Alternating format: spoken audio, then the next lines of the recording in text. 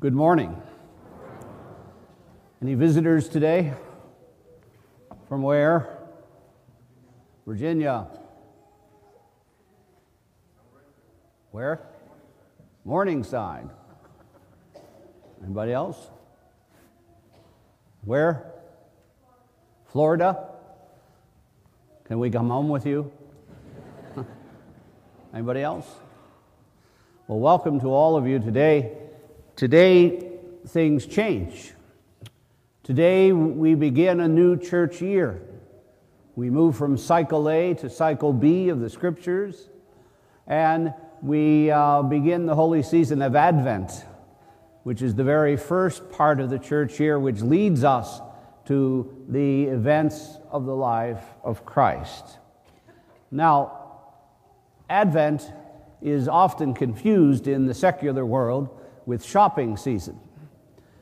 And they are two separate and totally different things. And we need to be aware of that because they don't share any of the same aspects.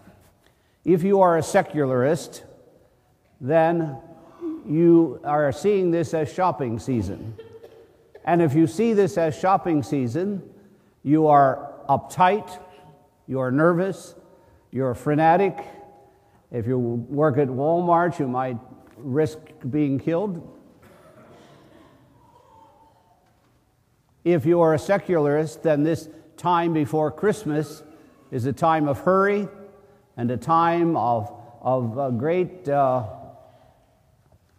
concern. Will I have enough money? Will I have enough time? Will I be able to endure my relatives? That was a joke. But if you're a Christian, this time before Christmas is called the season of Advent. It is a time of calm. It is a time of hope. It is a time of trust in God.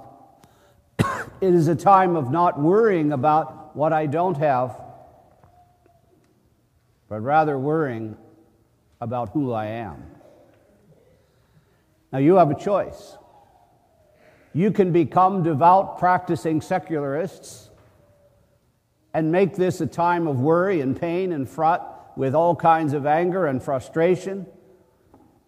Or you can be Catholic and make the next 4 weeks a time of calm and comfort, love, concern, hope, and trust in God. But that's a choice that you need to make. And you will make that choice if you leave the church building today and immediately jump back into the secularist mentality. Who makes the choice for you? Is it society? Is it the advertising industry? Or is it your God? And so we have a choice. We can make this a spiritual time of 4 weeks in which we prepare for the true meaning of Christmas, which is the birth of Christ, or we can be secularists and make it a time of empty partying, gifts that do not last, hurry, pain, concern, and anger. That's a choice. Where will we burn our incense? At which altar this year? It's up to us. Now, there's nothing wrong with giving gifts. There's nothing wrong. But give the gift because you love the person. And don't cause sin in your buying of it. If you become impatient with the checkout person, then what good is the gift to another? If you cut in front of people or hurt people, if you lose your patience, did you ever notice at Christmas time, little children, there should probably be a medical clinic for this, but little children tend to have one arm longer than the other. from being pulled. Get away from that. Get away from that. Do you ever think how silly that is? That you take kids into a toy store filled with temptation, and then you say, don't act like a kid. How crazy. Why put them in temptation? That's like taking an alcoholic and putting them in a brewery and saying, now don't look.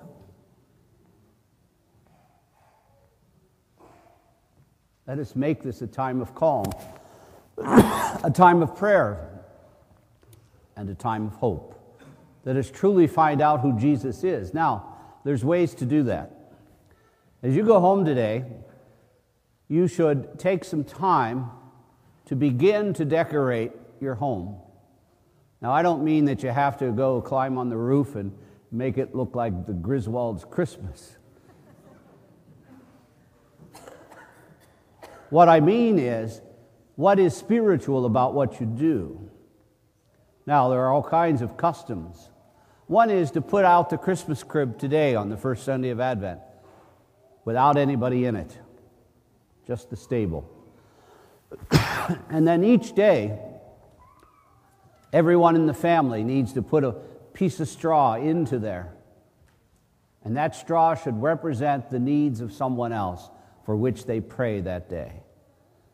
So that in 25 days, there'll be lots of straw. As Christmas approaches, the straw will be all over the place, and every one of those pieces of straw will represent a prayer that you said for someone else. And what a wonderful thing to write to Grandma and say, Merry Christmas, Grandma, we've prayed for you 26 times or 23 times. Much better than a bottle of cologne.